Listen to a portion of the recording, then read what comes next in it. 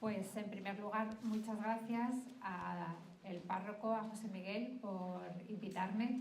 También al padre Marek, compañero y amigo, o amigo y compañero, también por invitarme a la parroquia, y a ustedes por venir, porque soy consciente a veces de lo que cuesta salir a las 8:30 de la tarde para venir a escuchar hablar a una persona que, bueno, espero poderles comunicar un mensaje y que sea algo fructífero, pero nunca se sabe, a lo mejor no respondo a las expectativas que se han despertado, ¿no? Bueno, como decía José Miguel, lo que habíamos pensado desarrollar es esta relación que puede existir entre el cristianismo y el islam, y bueno, pues plantear esta pregunta de si son hermanos o son adversarios. Yo no sé si seremos capaces de llegar a responder la pregunta, pero lo que sí que voy a hacer con la exposición, aunque quizá por razones de tiempo ajuste alguna cosa y la desarrolle menos, es, pues yo lo que quiero es mostrar, ¿no? Qué es el Islam como religión, no como cultura, puesto que también se desarrolla a partir de esta religión una cultura, y cuáles serían sus posibles concomitancias con el cristianismo. Es un tema también de por sí muy polémico. De hecho, pues hay especialistas que incluso consideran que el Corán es el primer libro de polémica anticristiana en árabe, ¿no? Quiero decir con esto que no es que estén separados, o sea, es que el Islam, y como él mismo proclama, no puede explicarse sin tener en cuenta la tradición judía y también la tradición cristiana o el cristianismo. Tenéis en vuestras manos el guión, con lo cual no voy a explicarlo ahora para ir avanzando, pero luego en cada diapositiva también, cuando empiece una sección, aparecerá para que podáis seguir la explicación pues, con la mayor claridad posible, ¿no? La primera pregunta que planteamos también es ¿qué es el Islam? Porque, como les decía, generalmente se entiende la historia de las religiones tradicional, digamos que plantea o defiende que sería la tercera religión monoteísta, ¿no? Partiendo desde el judaísmo, el cristianismo y el islam. Pero aún así hay como tres posturas bastante diferentes y a veces pues muy enfrentadas, ¿no? La primera sería esta que les decía, que sería la tercera religión monoteísta y que estaría fundada por el profeta Muhammad para los árabes, Mahoma en castellano, y que habría surgido pues, a partir del siglo VII. Digamos que es la visión más tradicional, ¿no? Luego hay otra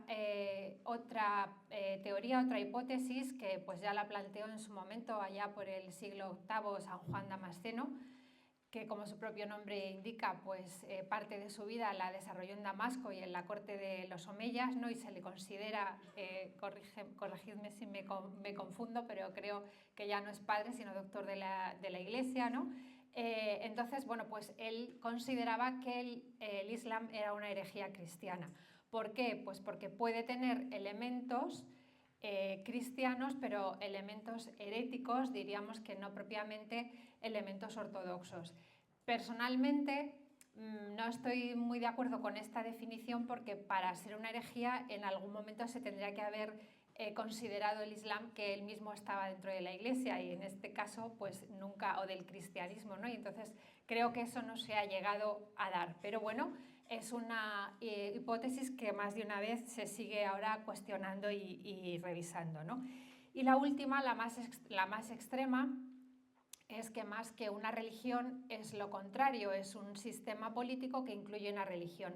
Algo que era muy habitual en el Oriente Próximo, en la zona donde nace y se desarrolla el Islam, en la que no había esa separación, ¿no?, entre, que hoy tenemos tan clara casi siempre y tan delimitada, entre lo que es el poder temporal y el poder religioso, o entre lo espiritual y lo mundano, ¿no? En ese momento cualquier rey de Oriente traía consigo una religión, pensando incluso pues, en algunas de las acciones que lleva a cabo en el siglo IV Constantino hasta los reyes de Persia. O sea, de Persia. Esto no es algo que estuviera solamente vinculado al cristianismo, sino que era lo habitual que un rey tuviera una religión, trajera una religión y un ejército, ¿no?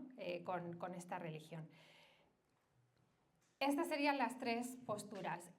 Iba a hacer un breve recorrido histórico, pero creo que por no tardar tanto, quizá me lo vaya a saltar y iremos directamente a la figura de Mahoma, ¿no? Simplemente saber que el Islam nace en el siglo VII, siempre se suele poner como fecha de partida el año 622, y que llega hasta nuestros días, y que nace en la zona de lo que hoy es Arabia Saudí, en ese momento la península arábiga, que no tenía ninguna distribución de tipo administrativo ni de tipo político, que simplemente pues, era una zona semidesértica habitada pues, por una serie de tribus entre las que no había ninguna relación administrativa ni política, ¿no? Que propiamente no existía ningún país como hoy en día en esta zona. Entonces, bueno, voy a simplemente de aquí sí que me interesa decir que la división que conocemos actualmente entre Islam chiita e Islam sunnita o Islam chií y sunní pues nace del momento de la muerte de Mahoma y de los problemas que se plantean con su sucesión, porque Mahoma muere sin dejar nada establecido acerca de quién va a ser su sucesor, y la primera comunidad musulmana se divide en tres posturas básicas acerca de quién tiene que ser, ¿no? Entonces, la primera postura defiende que podía ser cualquier musulmán de conducta intachable. La segunda defiende que tenía que pertenecer al clan tribal del profeta, ¿no? Había diferentes clanes, y de esos clanes pues, pertenecían a una tribu. Y esa postura se basaba en lo que en árabe se llama sunna, que no es otra cosa que tradición, en lo que se decía acerca del profeta. Y por eso pues, va a ser la postura triunfadora y será el Islam sunní o sunnita en español. Pero había una tercera postura, que era la que defendía que además tenía que tener lazos de sangre con el profeta, no solamente pertenecer a su clan, ¿no? Y esa postura será la que defendían los sucesores de Ali, que era yerno del profeta, y va a formar el Islam shi'i o chiita, que shia en árabe significa escisión o cisma, ¿no? Entonces, desde ese primer momento ya se va a dividir el Islam y va a ser el Islam chií el gran opositor al Islam sunní. Luego se diversifica en otra serie de sectas y se va asentando por diferentes zonas geográficas, ¿no? Y de ahí pues un poco la distribución que existe actualmente y que yo creo que pues, pueden conocer todos ustedes. Creo que es más interesante desarrollar lo que es la figura del profeta Mahoma como profeta del Islam, que es generalmente como se le conoce, ¿no? Mahoma, su vida la conocemos casi hasta el detalle. No quiero hacer comparaciones que no tengan sentido, pero bueno, por ejemplo, si piensan en los evangelios canónicos, hay muchos detalles de la vida de Jesús o incluso de la vida de los apóstoles, de la vida de María, que no conocemos y que más de una vez nos hubiera gustado a lo mejor conocer, ¿no? Por ejemplo, no sabemos, luego se deduce de otro modo el día exacto en el que nació y tampoco lo sabemos con certeza plena, ¿no?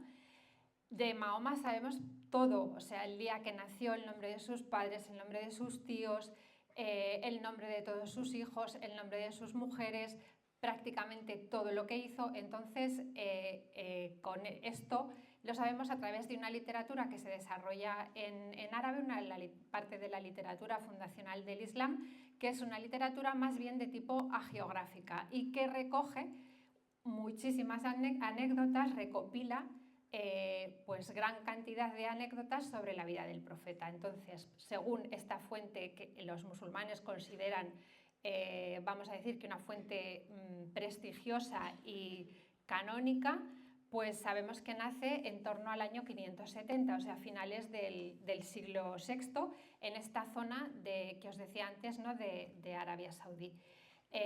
Mahoma se queda huérfano bastante pequeño, con 7 años, se queda a cargo de un tío, comienza a trabajar en las caravanas de su tío y cuando en uno de estos viajes hace el encargo de una viuda acaudalada que se llama Jadilla, con la que se casa, y va a ser su primera mujer, y poco después de casarse con esta mujer es cuando comienza a tener una serie de revelaciones. La tradición islámica identificará después al transmisor de estas revelaciones con Gabriel, pero hay veces que en el texto coránico esto no aparece tan claro, pero sí que se va a ir configurando como enviado de Dios, como apóstol o enviado de Dios, ¿no? En árabe, Rasulullah, con un mensaje divino que transmitir a los hombres, concretamente a los árabes, más que a los hombres, porque al principio el mensaje no es universal. Esto que tienen en la pantalla es precisamente el capítulo 96 del Corán, donde este transmisor le da a Mahoma, ¿no? esta orden de recitar en el nombre de tu Señor, ¿no? Y dice recitar porque en árabe, Qur'an, lo que significa es recitación, nuestra palabra castellana Corán, ¿no? Entonces lo que le ordena o le manda es recitar una serie pues, de dichos, de oraciones, de mensajes relativos a la omnipotencia divina, a la unicidad de Dios, al más allá, etc. Pero lo que recibe es esa orden de recitar y transmitir a los hombres un mensaje, ¿no?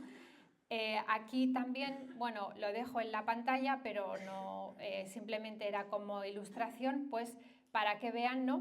Diferentes pasajes del Corán en los que aparece caracterizado como enviado de Dios. Y los 3 que he puesto aquí, el 3, el 33 y el 48, son las 3 únicas ocasiones en las que en el Corán se une enviado de Dios con Muhammad, con Mahoma, porque en otras ocasiones, muchas, se habla del enviado de Dios, pero este enviado de Dios no tiene nombre, ¿no?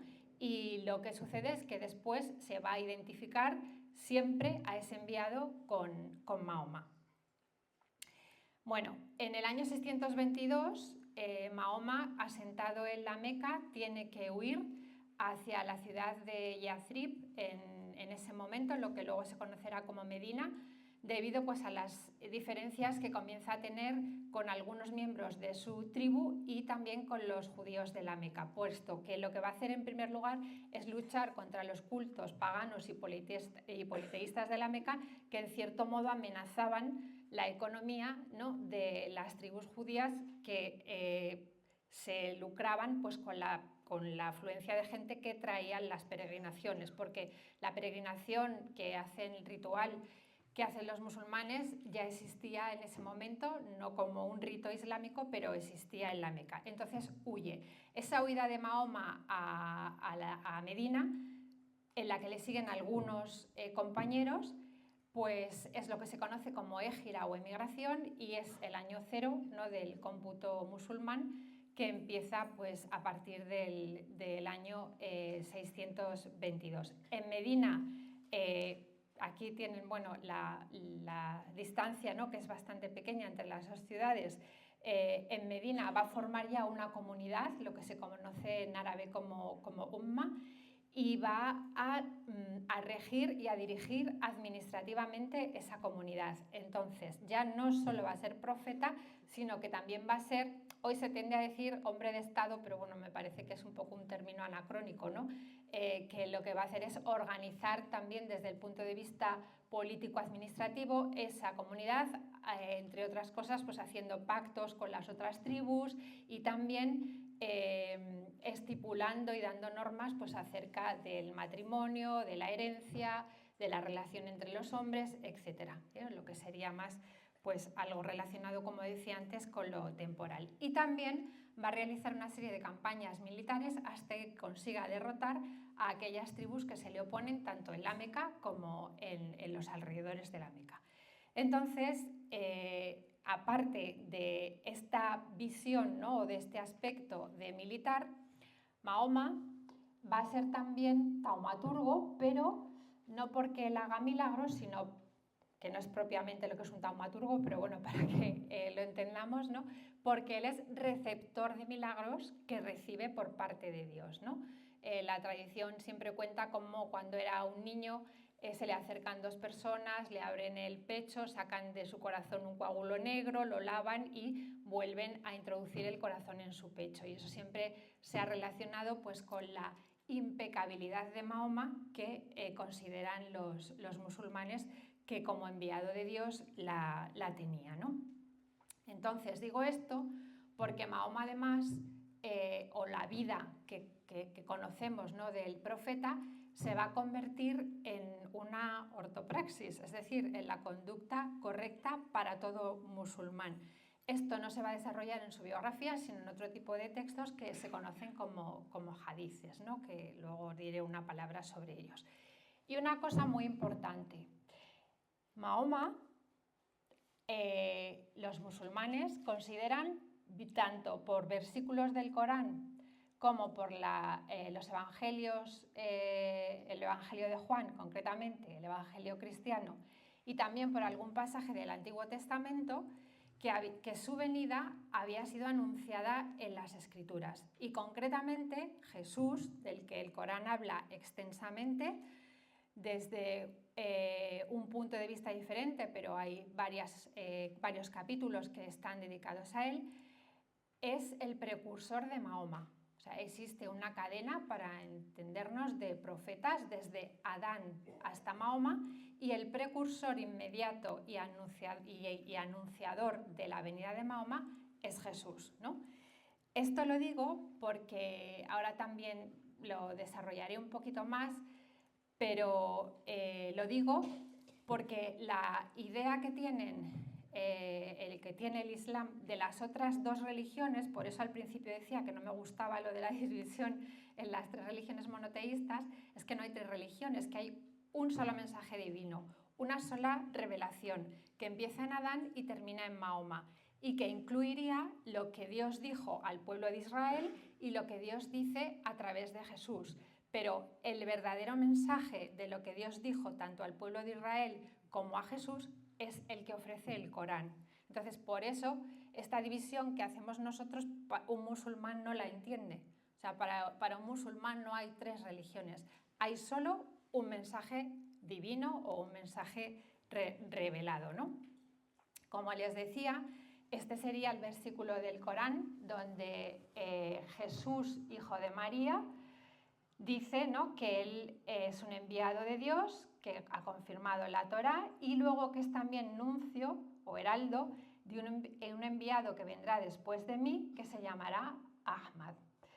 Esta palabra, Ahmad, bueno, aunque no sepan árabe no importa, tiene, si se fijan, coinciden tres consonantes con Muhammad, que son la H, ¿no?, la Ja en árabe, la M y la D. Entonces quiero decir que es Ahmed es alabado también, y Muhammad también significa alabado en árabe. Serían dos palabras que derivarían de la misma raíz.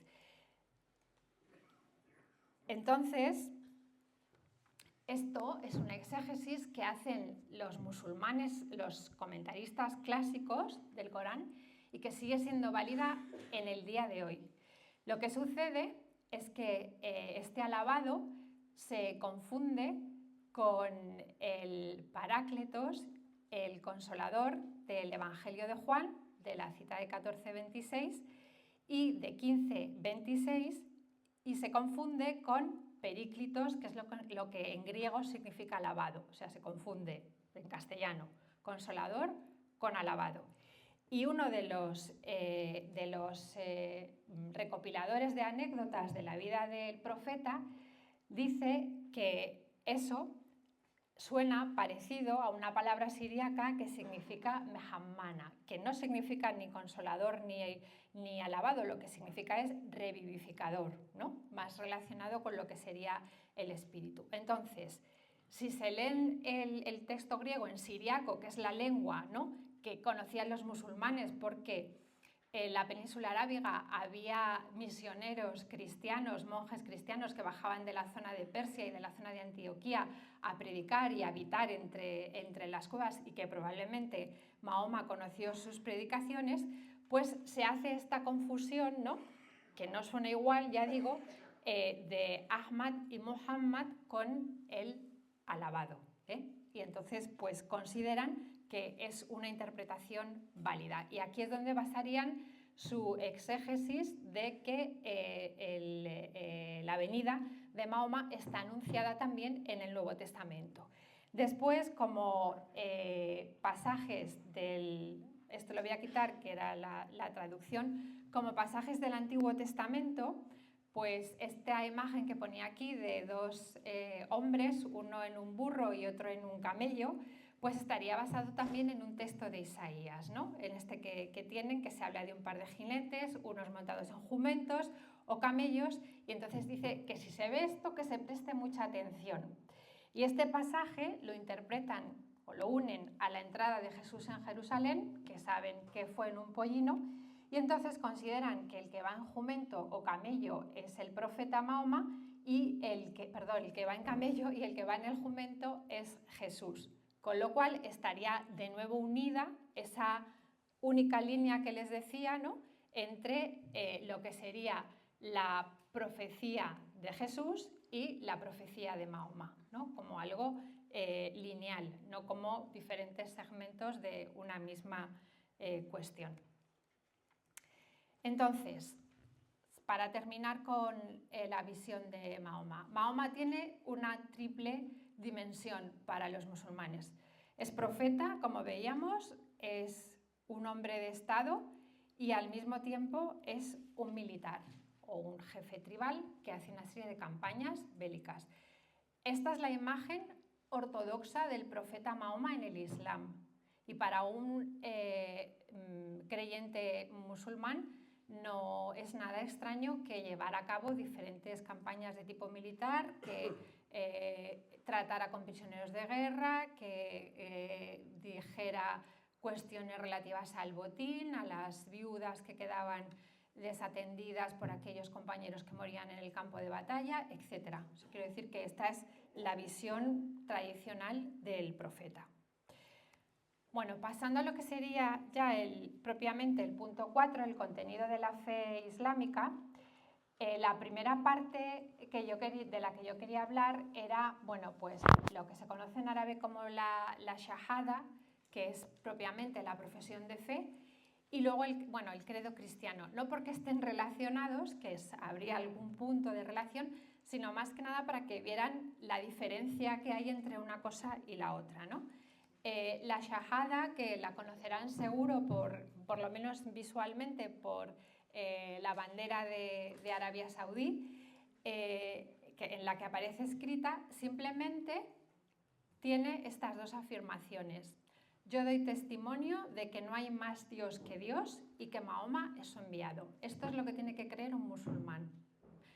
Si traen a su memoria el credo niceno-constantinopolitano, pues verán que es mucho más amplio, ¿no?, y que toca más cosas. Es cierto que algunas cosas, no lógicamente todas, pues se pueden encontrar luego en el Corán, que ahora lo veremos, pero me refiero que esto es la profesión de fe de un musulmán. Cuando se repite 3 veces ante 2 testigos autorizados, uno se hace musulmán, ¿no?, y se convierte en musulmán. Entonces, la primera parte, que sería que no hay más Dios que Dios, ¿no?, que tienen aquí, pues sería un poco, se podría relacionar en cierto modo con todo lo que pertenece al tesoro común de las religiones reveladas, la unicidad sobre todo de Dios, ¿no?, el monoteísmo absoluto de Dios, como veremos un poco después, la creación del hombre y del mundo, la supervivencia de las almas después de la muerte y la recompensa o castigo eterno en el paraíso o en el infierno, ¿no? Digamos que sería todo lo relacionado con Dios. Si ven en la pantalla, el modo de expresar el monoteísmo es precisamente el decir esto, que no hay Dios con minúscula más que el Dios con mayúscula, y ese Dios con mayúscula luego veremos que es Allah, ¿no? Ilah en árabe es Dios, pues el Dios es Allah, el Dios por excelencia. Y la segunda parte, Mahoma es su enviado, pues sería lo propiamente islámico, ¿no? Lo que no tendría ya que ver con las otras religiones reveladas.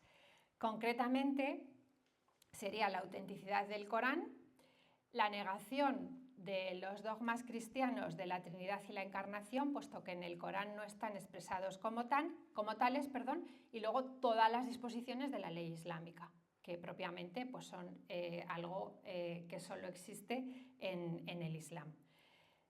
Entonces, como les decía, si lo comparamos un poco con el credo cristiano, por supuesto que en el Corán no se habla ni de Dios Padre, ni de Dios Hijo, ni de Dios Espíritu Santo, solamente de Dios, con lo cual nos faltaría, en cierto modo no, nos faltaría todo lo relacionado con la Trinidad, ¿no? Luego tampoco se habla de resurrección de los muertos, sino más bien o de resurrección de la carne en el cuerpo glorioso, sino que es pues, lo que se llama la crasis, es decir, la unión del cuerpo y del alma, pero no hay una transformación gloriosa del cuerpo como sucede en la resurrección de Jesús, ¿no? Aparte que es un tema que en el Corán solamente está aludido y luego hay una gran literatura con muchas versiones diferentes y que todas son admitidas, ¿no? Entonces es algo que no está especialmente claro. Y luego, aunque se habla de espíritu, como veremos en alguno de las aleyas que se refiere a Jesús, de los versículos que se refieren a Jesús, pero no es propiamente el Espíritu Santo, se habla del Espíritu de Dios o de nuestro espíritu. Y después, en lo que se refiere a Mahoma, pues aquí habría que plantear, en primer lugar, a veces, ¿no? Si se puede considerar o no a Mahoma un profeta desde el punto de vista de un cristiano, pero no voy a entrar ahora en ello.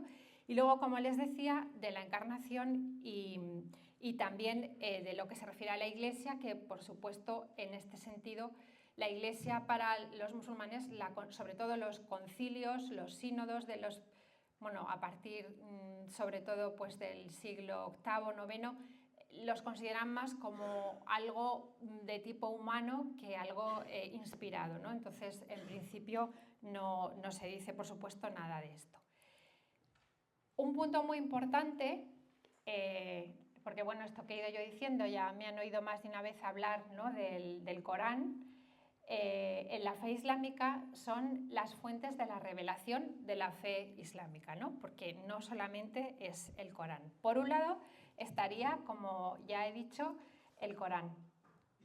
Bueno, Corán, como les decía antes, significa recitación, no escritura.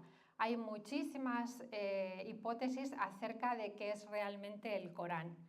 Desde que es pues, un himnario de una secta cristiana hasta, como les decía, pues, que es un libro de polémica anticristiana, hasta que, bueno, dentro del contexto literario donde nace, pues recoge muchísimas tradiciones de tipo exegético, tanto cristianas como judías, ¿no? Entonces, que no es algo estrictamente islámico, pero como les decía, la principal fuente de la revelación es el Corán, pero luego unido a todo lo que les decía antes, a la sunna o a la tradición relativa a la vida del profeta. Y esa tradición estaría formada, por un lado, por esta biografía de la que les hablaba antes y también por los hechos y dichos que se atribuyen al profeta pero que no aparecen en su biografía. Y todo esto es fuente de derecho en el Islam, de donde derivaría o donde deriva la Sharia. Los hechos y dichos del profeta también es una literatura que se desarrolla como 2 siglos después de su nacimiento. Hay 6 colecciones que se consideran las oficiales y pues son toda una casuística acerca de qué hizo Mahoma en diferentes situaciones y a la que se recurre, por ejemplo, para legislar pues cuando es lícito o si es lícito beber alcohol o no, si es lícito vestirse con una piel, con cuero extraído de un cerdo, si se puede comer determinado alimento, etc. Se recurre a eso. Entonces, el Corán, lo que es el dogma islámico, considera que Dios lo transmite de golpe al profeta, como en una unidad. Y además hay que tener en cuenta que no es una escritura sagrada, es más que eso, es una escritura divina, porque la noción de escritor inspirado no existe en el Islam, sino simplemente el profeta transmite ese mensaje que ha descendido, se llama así, Tanzil, el descenso del libro, que ha descendido desde el trono divino hasta su corazón.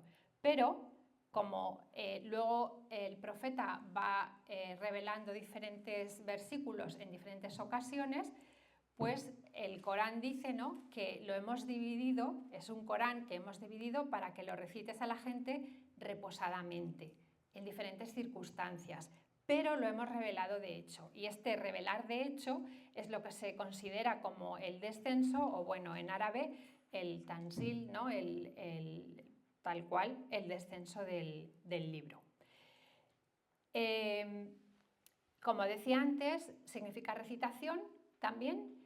Parece ser que es una palabra probablemente de origen siriaco, que era como los monjes de esa zona pues denominaban a su liturgia de las horas, porque el siriaco y el árabe están muy emparentados, y los musulmanes los siguen empleando hoy en día en su oración, que está compuesta básicamente de una serie de suras o de aleyas coránicas. Bueno, ahí tienen la palabra en árabe. Y con este otro versículo es en el que se basa esta idea de que el Corán existía, ¿no?, antes de su descenso. Es una tabla bien guardada, puesto que estaría escrito sobre una tabla que en un momento desciende. Todo esto supone que la teología musulmana se plantee la cuestión de si el Corán es creado o increado, es decir, si existía desde siempre o en un momento Dios lo crea. Si un poco tienen algún, que creo que sí, conocimiento, ¿no?, o formación religiosa, es algo que se puede relacionar con el verbo, si el verbo es engendrado o es creado. Entonces, eso que se plantean los musulmanes con el Corán, se lo había planteado, bueno, no vamos a entrar en ello, pero la Iglesia especialmente en el siglo, bueno, antes del siglo IV, pero especialmente en el siglo IV, y igual que el verbo es engendrado, no creado, al final el califa al-Mutawakkil en el siglo IX pues, emitirá un decreto en el que dirá que el Corán, ¿no?, es increado. ¿Esto qué supone? Que el Corán, o sea, que la concepción de escritura es completamente diferente, porque no se considera que sea producto de un contexto literario donde nace, aunque pueda tener un mensaje divino, como pueden ser los libros bíblicos, ¿no?, porque existe una inspiración de Dios. No, aquí no es solamente la inspiración, es la letra también es divina y las palabras no se pueden cambiar. Entonces, cuando se compara, por ejemplo, o se hace una comparación entre Mahoma y Jesús, ¿no?, como si desempeñaran el mismo papel en las dos religiones, no es real, porque lo que equivale en el Islam al verbo es el Corán, ¿no? Hay quien dice que sería la palabra enlibrada de Dios o la palabra empapelada de Dios, igual que Jesús es el verbo de Dios hecho carne, ¿no? Entonces, realmente esa es la equiparación o, en cierto modo, la equivalencia. Por eso digo que es más que una escritura sagrada, es una escritura divina. Bueno, y como por último, además es una escritura matriz, que lo que quiere decir es que incluye, además, a las otras escrituras, a la Torá y al Evangelio. Bien, voy a saltarme esto, esto ya lo hemos visto y esto pues también, pero voy a saltar la parte de la vida para que no sea tan largo. Bueno, esto me interesa más, como les decía, a partir de aquí, tanto el Corán como la Sunna son fuentes de derecho y entonces de esa fuente de derecho surge la Sharia, que es la ley revelada. La Sharia es un código de conducta y es lo que marca la distinción entre el bien y el mal. Lo que admite la Sharia está bien, lo que no admite está mal. Y cubre absolutamente todo yo creo, en la vida del musulmán. O sea, desde el modo de lavarse, de dormir, de comer, de relacionarse, de casarse, absolutamente todo. y lo que no cubre pues se trata a partir de esta jurisprudencia, pues se va adaptando a los tiempos modernos y a las dificultades que van surgiendo. Entonces, esto es importante porque a veces se piensa que el Islam es una teocracia y no lo es. Desde bastante temprano el califa deja de tener atribuciones, digamos, que de tipo religioso, pero eso no quiere decir que se separe lo temporal de lo religioso de lo espiritual, porque donde está lo religioso es en la Sharia, precisamente. Y entonces, más que una teocracia, es una nomocracia, porque esta ley sagrada sigue existiendo. Y, por ejemplo, la mayoría de las constituciones actuales de los países árabes o árabo-islámicos, no más que árabes, dicen que los principios legislativos tienen que ser los de la Sharia, e incluso algunas dicen explícitamente que la religión del presidente del gobierno tiene que ser el Islam. Entonces, con esto quiero decir que aunque se hayan elaborado códigos civiles, haya habido cierta influencia, especialmente del Código Penal y del Código Mercantil inglés y francés en la época de la colonización, etc., lo que es el estatuto personal suele estar basado más en los principios de la Sharia que propiamente en estos otros códigos. La Sharia tiene 5 pilares que son los que conocen, o casi todo el mundo conoce, ¿no? Que, como decía, es la oración. Los musulmanes hacen 5 oraciones al día. Esta oración no es contemplativa, sino que es simplemente pues, una repetición de una serie de suras del Corán. La shahada, que ya la hemos visto antes, o la profesión de fe. La limosna, que es obligatoria. Hay también una voluntaria, pero la obligatoria pues es un porcentaje, ¿no? Sobre las propiedades o sobre los ingresos que generalmente recogen las mezquitas y se suelen distribuir entre los menos favorecidos, ¿no? Y luego la peregrinación a la Meca, que aquí no voy a entrar, pero bueno, que se asumen y se islamizan una serie de ritos que ya existían antes del Islam y basados principalmente tanto en la figura de Abraham como en la figura de Ismael y que el propio Mahoma hizo también antes de morir. Y luego el ayuno del mes del Ramadán, que quizás es lo más conocido, con él se conmemora la revelación del Corán, el descenso del libro, y no tiene un sentido penitencial, sino más bien un sentido ascético y en cierto modo también de purificación, pues para, bueno, en el fondo es un poco lo mismo, ¿no? Para separarse en cierto modo del mundo y dedicar ese tiempo más a la oración, aunque es verdad que cuando se rompe el ayuno por la noche, pues hay veces que lo que se hacen es una fiesta y una fiesta familiar, es decir, que se distingue muy bien entre lo que es el momento del ayuno y el momento en el que se rompe. Una parte muy importante, a ver, no quisiera ir tan deprisa, pero era por no agotarles ni que esto se hiciera muy largo, del contenido de la fe islámica es la antropología, porque generalmente tendemos a pensar que es una antropología que conocemos y sobre todo pues que puede ser bastante similar a la que deriva, ¿no? del cristianismo e incluso del judaísmo. Y en este caso tiene algunas cosas, pero no es igual. Entonces, los seres, la naturaleza es creada por Dios, aquí tienen la sura coránica, y los crea a partir de agua y también a partir de arcilla. En este sentido, pues coincide con el Génesis, ¿no? Y también de tierra, porque hay diferentes palabras en el Corán, unas polvo más seco, con agua, tierra, arcilla, pero en definitiva, ¿no? Pues sería de una materia preexistente. Y luego hay otro modo de crear propio del Dios del Corán, que lo habíamos leído en el versículo de la recitación, que es a partir de un coágulo. Entonces, esa explicación o esa ley se suele relacionar pues, con la fecundación y con el nacimiento del embrión humano, ¿no? Ahí lo tienen. Entonces,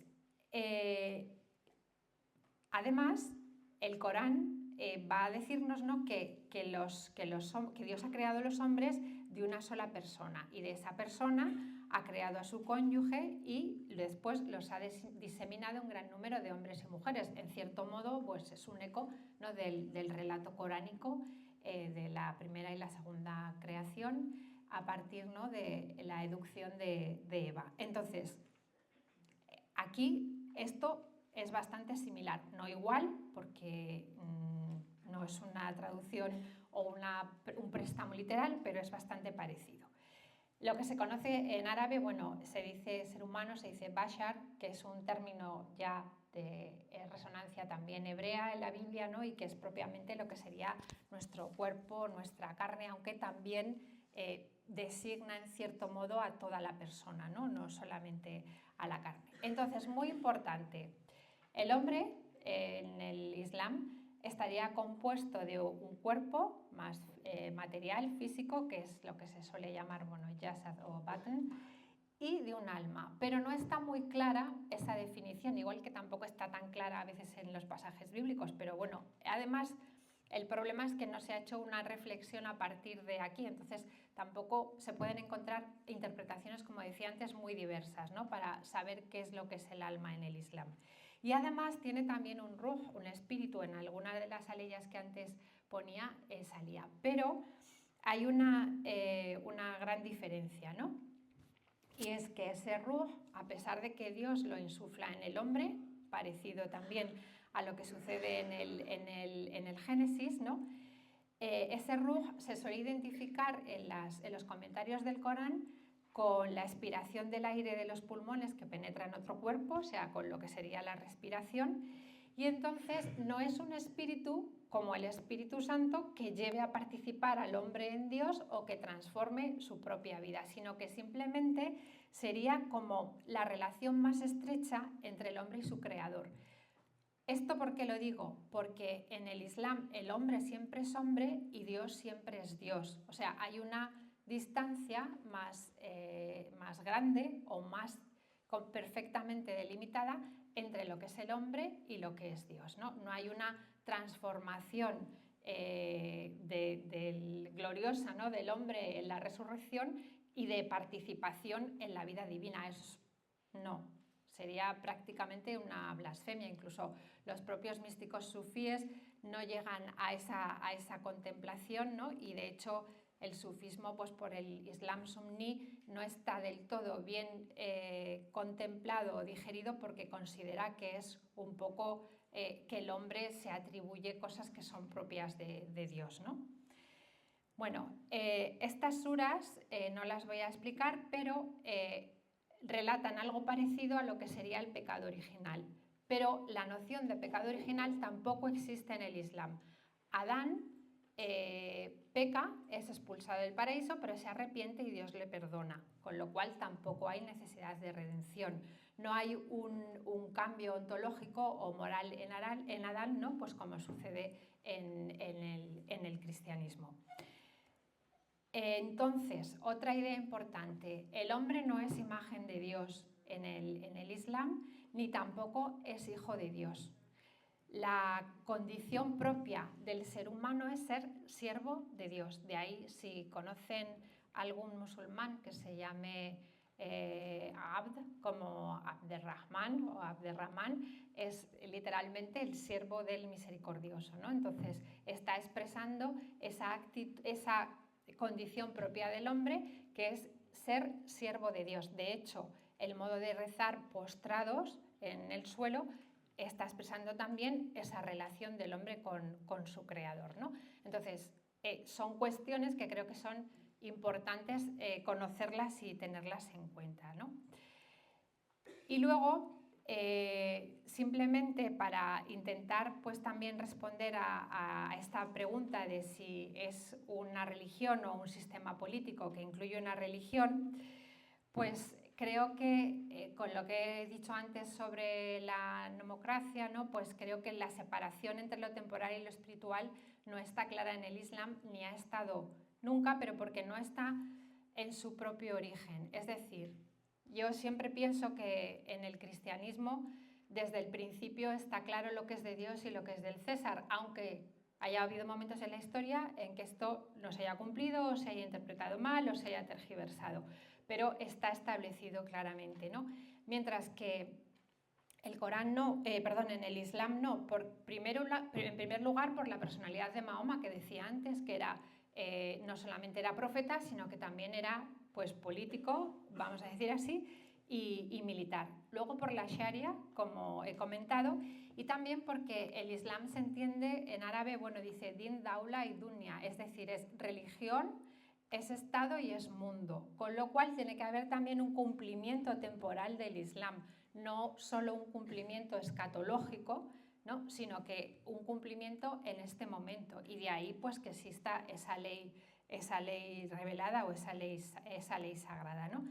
Hay un intento bastante moderno por espiritualizar el Islam y por separar lo que sería el Islam propiamente político, el Islam, digamos, que el profeta vive en la época de Medina, cuando decía que había formado una comunidad y regía esa comunidad, y lo que sería el Islam de la Meca más espiritual, ¿no?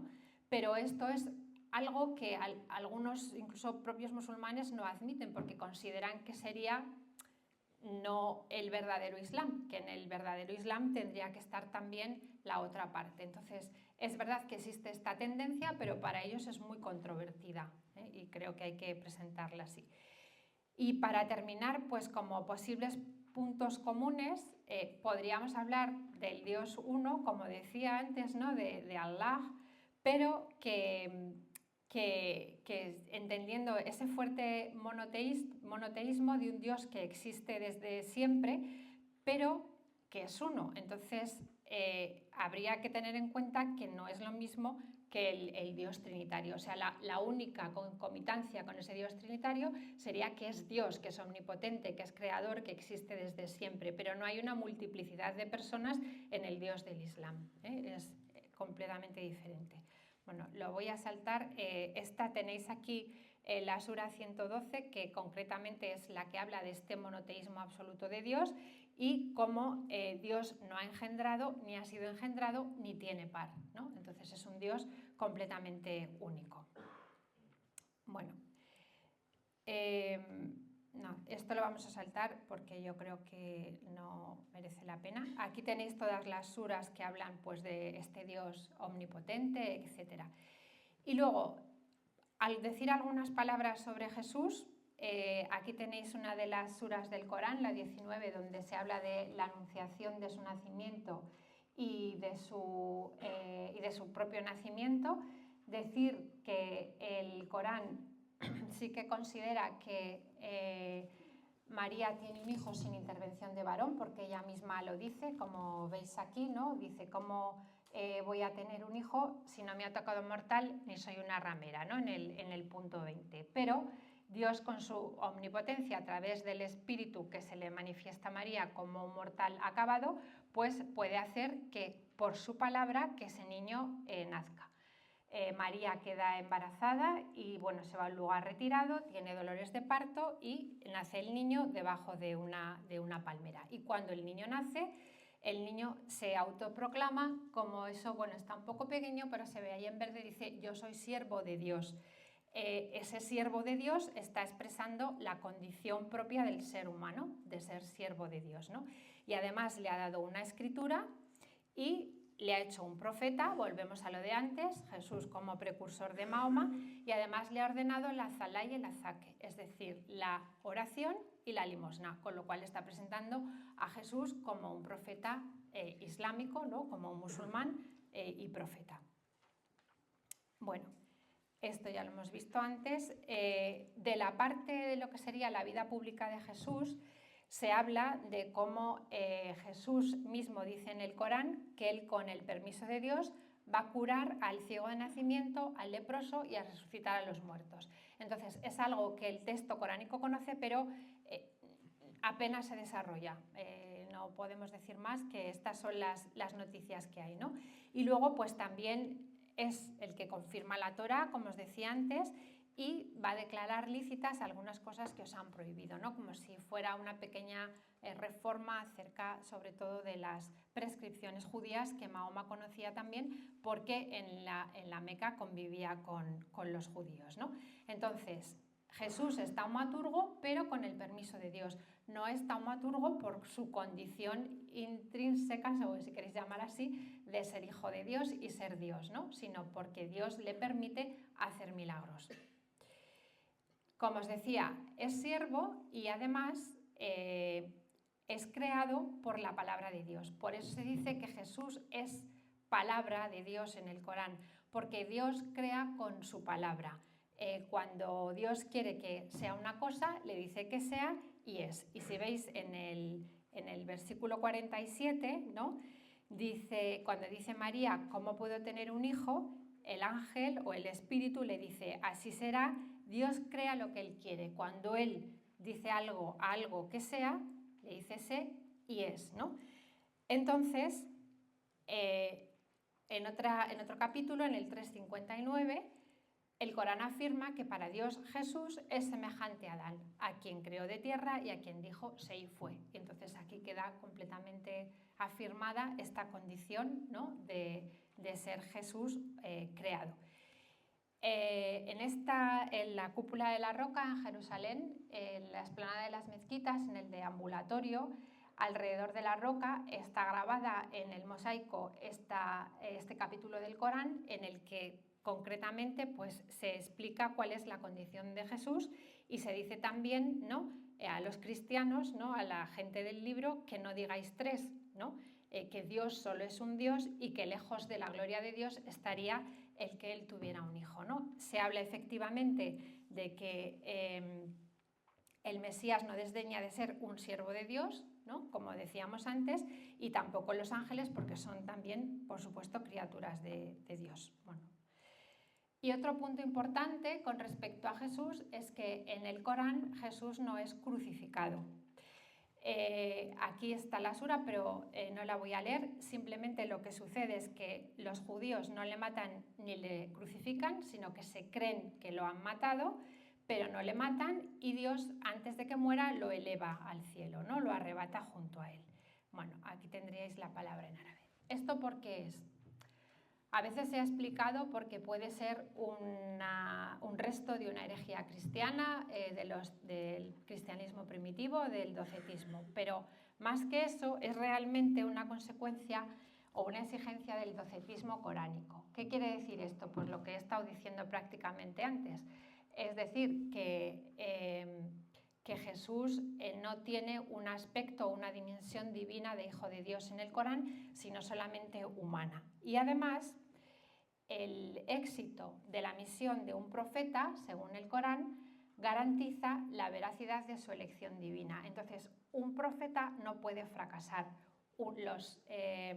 Los musulmanes, uno de los argumentos para defender la veracidad del Islam es su éxito sobre todo en las conquistas de toda la zona del Oriente Próximo, ¿no? Entonces se considera que Dios siempre salva a sus amigos y Dios no puede permitir que un profeta muera. De hecho, el sacrificio de Ismael o de Isaac, porque no dice el nombre del Corán, se entiende que la acción de Dios va también destinada a eso, a salvar al amigo de Dios. Entonces, si Jesús hubiera muerto, ya no sería un profeta islámico verdadero, elegido por Dios. Con lo cual, el precursor de Mahoma sería un falso profeta y se estaría cuestionando lo que es la condición del profeta Mahoma, ¿no? Se estaría negando también su elección divina. Entonces, como el Corán salva siempre a los profetas, pues hace lo mismo con Jesús, o se considera que Jesús no muere, no llega a morir. Y esto tiene también una consecuencia importante, porque si Jesús no muere, tampoco resucita, ¿no? Entonces, quedaría pues siempre caracterizado o perfilado como solamente desde una visión completamente humana de Jesús. Los puntos quizá en los que más están unidos el cristianismo y el islam, como decía antes, pues yo creo que es la caridad, ¿no? Hay muchísimos hadices en los que se anima a los musulmanes a compartir sus bienes, a hacer al hermano lo que se desea para uno mismo, a resaltar pues todos los buenos ejemplos, ¿no? Incluso lo que decimos de acompañar a un enfermo, de acompañar a una persona que está sola, etcétera. O sea, todo eso sí que está en la fe islámica, de repartir pues esa riqueza espiritual y la riqueza espiritual que tiene el que se desprende, ¿no?, de los bienes materiales por el desfavorecido. Aquí tenéis incluso suras del Corán, ¿no?, que hablarían en ese sentido. Entonces, creo que es como el punto o uno de los puntos en los que puede haber, ¿no?, una caridad fraterna, un amor fraterno compartido. Es verdad que, como decía antes, hay una limosna obligatoria, pero luego hay también una limosna completamente voluntaria, ¿no?, que es la que se conoce como sadaqat, que incluso puede pues, llevar a la expiación de los pecados. A ver, es que quería pasarlo, pero como... Entonces,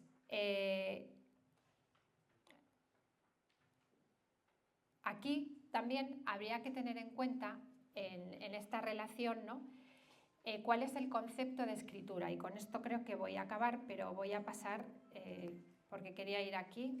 A ver, un momentito. Es que como esto no se puede poner aquí. Porque...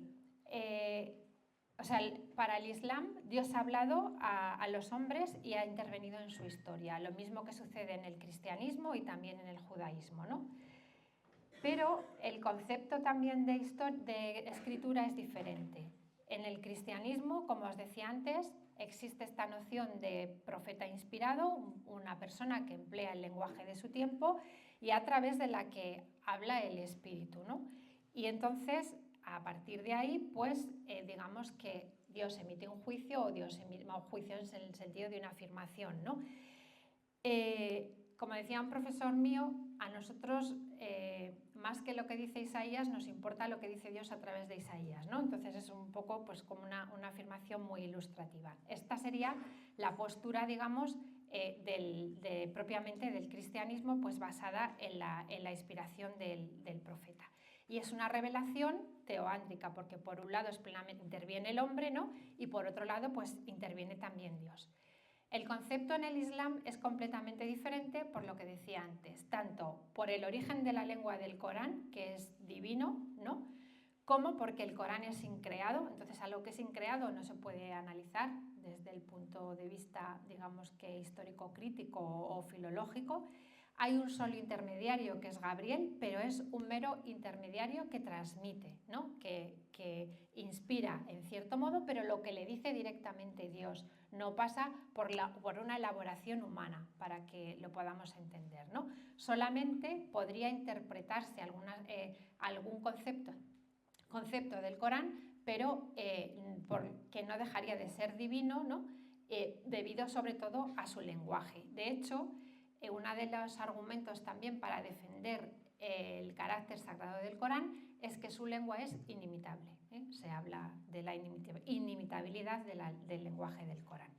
Bueno, entonces, el profeta, en este caso, es un mero transmisor, no hay una intervención, ¿no?, humana en ese sentido. Al mismo tiempo, esto lo voy a saltar, lo voy a poner porque lo que quiero es que vean simplemente la idea, ¿no?, de que la Biblia, desde los primeros libros del Antiguo Testamento hasta el Apocalipsis, pues son 14 siglos de revelación bíblica, de revelación de textos, ¿no?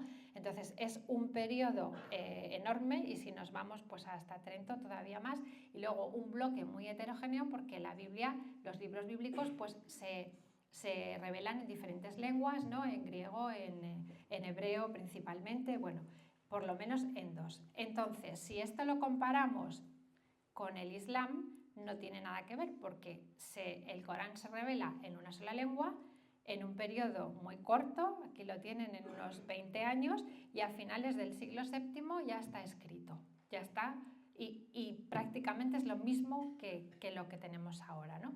Entonces sí hay un solo transmisor, con lo cual es un bloque completamente homogéneo. Estas dos trayectorias históricas diferentes hacen que para los musulmanes sea muy incomprensible el que la Biblia sea un libro revelado, porque la idea que tienen de revelación es precisamente esta, ¿no?, de algo rápido, homogéneo, en una sola lengua, con un solo transmisor.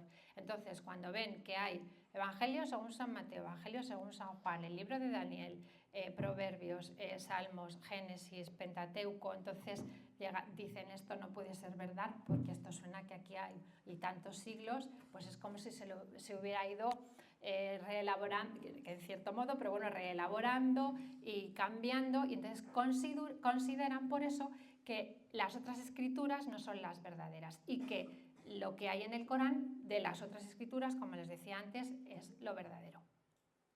Bueno, y un poco rápido, pero llegando un poco a la conclusión, ¿no? Que yo lo que quería también era mostrar si es posible pues, un diálogo entre el cristianismo y el islam, pues como siempre creo que aquí depende de la voluntad de cada parte y sobre todo pues de ser fieles también, ¿no? a la verdad. Entonces, hay puntos en los que se puede dialogar, claro que sí, pero es cierto que siempre hay un pequeño escollo y es que el cristiano tiene que, por ejemplo, en la persona de Jesús, pues tiene que explicar y transmitir y vivir quién es Jesús, ¿no? Y el musulmán siempre va a considerar que ese Jesús no es el verdadero Jesús, que el verdadero Jesús es el del Corán, con lo cual ahí, como creo que más de una ocasión he escuchado, pues especialmente a obispos de la zona de Argel que han estado o están, ¿no? Dedicados a su labor en ambientes completamente musulmanes, pues se trata más que nada de ser y de vivir el cristianismo más que de hacer muchas cosas, ¿no? Que al final cuando lo que cala es lo que uno es y lo que uno vive, más que muchas veces lo que uno dice, ¿no? Entonces, la convivencia es posible muchas veces, ¿no?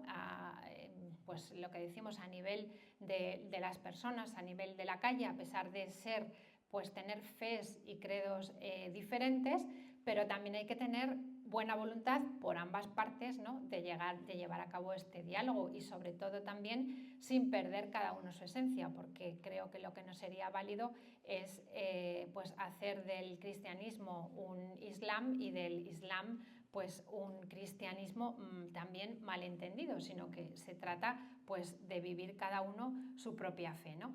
Y en cuanto a esta parte de, bueno, de si uno no se somete al Islam, si la respuesta es la destrucción, esto viene porque no lo he dicho, pero la palabra Islam lo que significa es sumisión a la voluntad de Dios. El musulmán, es el que se está sometiendo a esa voluntad de Dios. Entonces, bueno, este es un tema bastante controvertido acerca de sobre todo de la apostasía.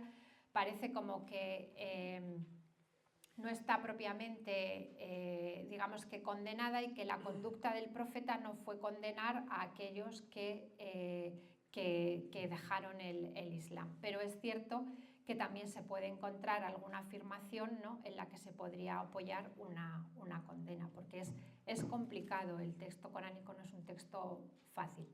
Y bueno, no sé si me he extendido un poco más, lo siento, pero bueno, que esto era todo lo que iba a decir.